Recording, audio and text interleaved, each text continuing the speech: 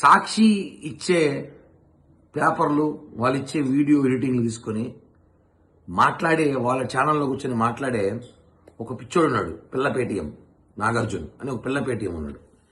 అతను ఇందాకే చెప్పా గతంలో కూడా, నువ్వు ముందు నీ ఆధార్ కార్డు పంపించు, మమ్మల్ని విమర్శించేటప్పుడు నువ్వు ఆధార్ కార్డు పంపించు, మేము నిన్ను ఒరే అన్నలో వస్తే అన్నది తెలియట్లేదు, కనీసం మాట్లాడడానికి ఆలోచించాలి, మాట్లాడాలి, కనీసం నీతో ఆర్గ్యుమెంట్ చేయాలన్నా ఎవరైనా వస్తేనా జెండర్ తెలుసుకుని మాట్లాడని చెప్పా.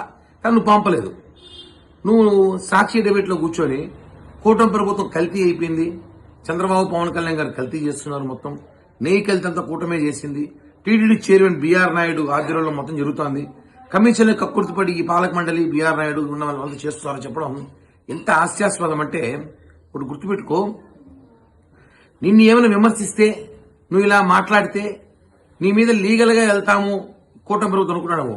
నువ్వు పిల్ల పేటీఎం.